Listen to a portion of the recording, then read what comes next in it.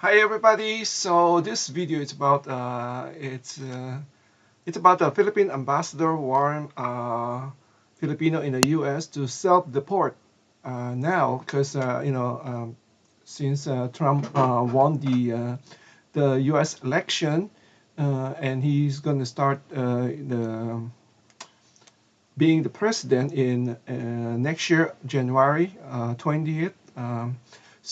And he has a new border czar. This is here's on my thumbnail is the border czar Tom Hammond. He's very tough on immigration, and their plan was to mass deportation for all illegal because of what happened is this is a very unfortunately event because I know that there's so many good hardworking Filipino in the U.S.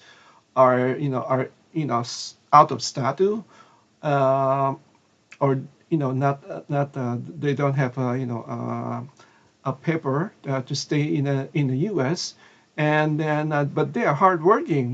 They want to work. They want to work to send money to their loved ones in the Philippines. And most of Filipino are they're just hard worker. They are not like a criminal or something like that. Uh, Unlike somebody coming from the borders, they just cross. You don't know who are these people. It could be, sent out from the prison, as we have getting all the information that country sending out their criminal, letting go, and then tell them to just go to U.S. so they don't have to fit them, and they're coming through, the southern border. Now we're having a big problem. So, one of the President Trump agenda was to do the mass deportation, but the first things they want to do is to deport the criminal, the one has a has a record, and then according to Tom, they would then after that they would start to deport other people too. So this is a very unfortunate event. And then the Philippine ambassador to the U.S. Ambassador Romualdez came out with a statement saying that he's warning Filipino to leave now, or otherwise you will not be able to come back to the U.S. I want to play this video for people to listen to. Philippine ambassador should not have said those things because it causes unnecessary panic in our community. Romeo Hebron says he was flooded with calls and walk-ins to the migrant center here in North Long Beach once Filipinos heard this from their ambassador. My advice is to immediately leave voluntarily because once you're deported, you can never come back to the United States. Certainly blunt advice, but not entirely correct. Being caught without authorization in the U.S. brings a 10-year ban against returning legally. Still, the message was clear: leave now before being caught up in President-elect Trump's mass deportation threats. My advice is for them not to wait to be deported. There are about 4 million Filipinos in the U.S., and our estimate is that 1 in 4 is undocumented. That's between 200 and 300,000 Filipinos, and many have been in the U.S. for decades. Wow, 4 million, estimate like 4 million are Filipino in the U.S. 1 in 4 are they don't have status or illegal. So that's tough. That's they estimate about 300,000 Filipino are illegal, been staying here in the U.S. So the ambassador, kind of came out with a warning that tell the Filipino who are illegal in the U.S. should leave now, or otherwise you cannot come back to the U.S. Is kind of a misstatement. I'm sorry to say that, Mr. Ambassador, because as the commentator was saying, if you get caught, let's say once the Trump administration came in power, and then they start to round up the people, the illegal people. Once you get caught, you will be deported, and then once you get deported, you will be banned for like 10 years. 10 years you cannot come back to the U.S. And we all know that there's a lot of Filipino that are here in the U.S. are, probably in the process of their papers. Some through sponsoring, some through to family. So that's if you're in that situation, that is going to be very tough. Why? Because you know you're going to be debating, should I leave or should I stay? Let's say if I stay, and then the paper came through, let's say to your relative, your mother or your family, that who sponsor you, finally there's a visa for you. You will not be able to take that advantage anymore because you already broke the law. So if you get caught, that's a 10 years. There's a 10 years ban. What's that mean? Let's say you got caught next year in 2025. That means you cannot come back to the U.S. until 2035.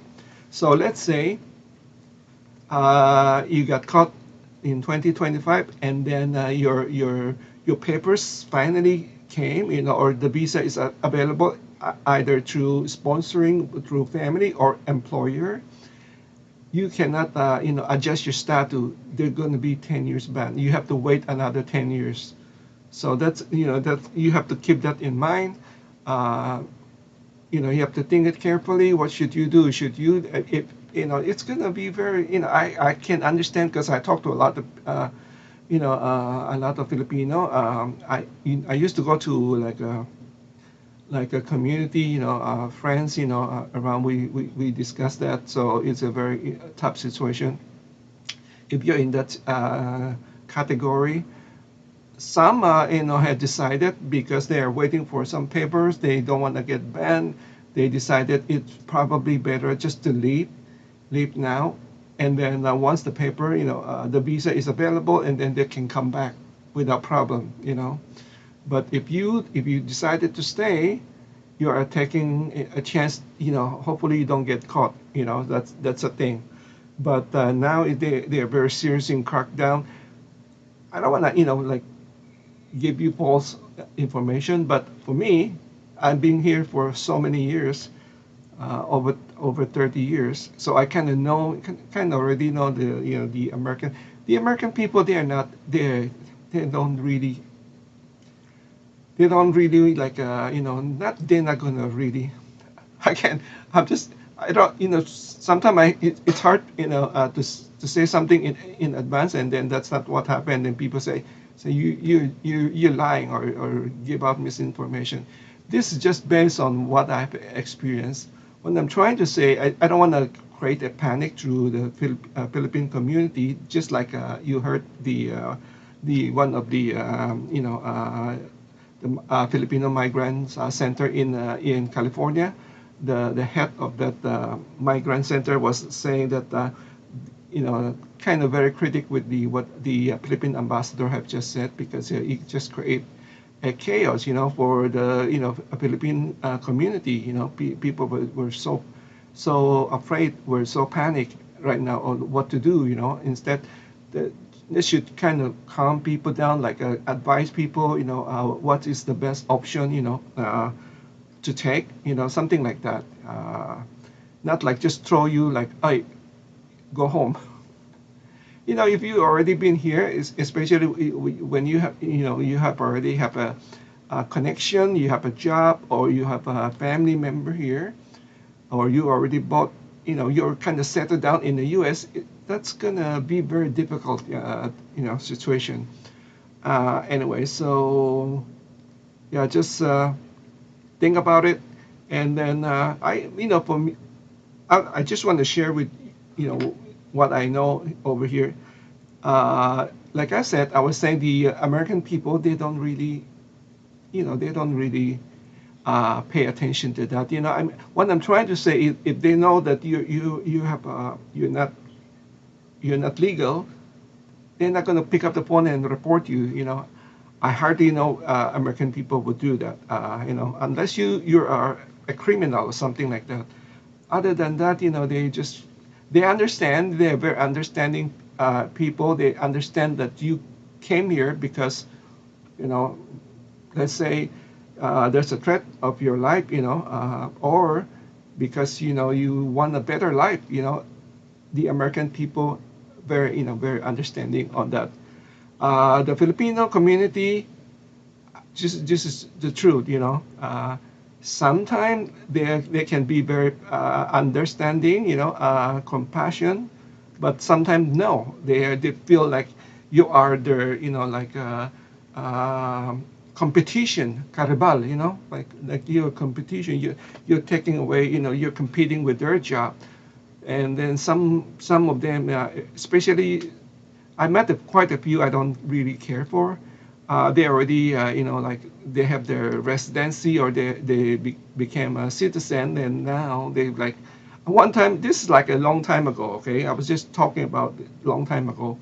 I was having like a friends meeting with friends, and I just heard one Filipino was saying that because he knows somebody that doesn't have has a statue, which is we call illegal here.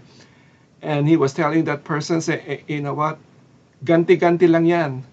And I was like, what do you mean ganti-ganti lang yan? And he said, that's the terms what we're saying, because many came here without papers. Now they do, so they are kind of passing it to the next one. I said, but that's not nice to say. you know I, I didn't like what he said, like ganti-ganti lang yan. What's that mean? I don't know. Just be careful. Sometimes, like I said, you can meet good Filipino that very understanding will help you, will even help you, assist you.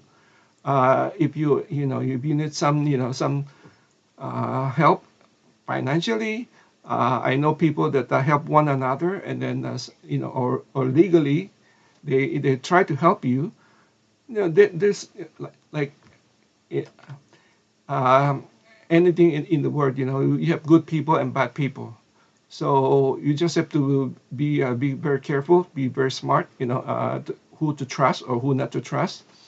Because as we said, in here, in our terms, may mga inggit ganun, mahirap yun. So anyway, so let me know your thought. If you are in this situation, if you know, or you have any advice, what can you advise for people who are don't have a status? Should they leave the U.S.? So they don't jeopardize their situation of the 10-year ban, or should they just stick it out? And hopefully things will change. The immigration will change. Who knows? I don't think they're gonna give like what they call the amnesty, but they might give people like a work permit, something like that. So we know nobody know at this time. So let me know, the viewers, the Filipino viewers, what can you advise to other Filipino what to do in this situation? Thank you again for watching. Take care. Stay safe. Bye bye.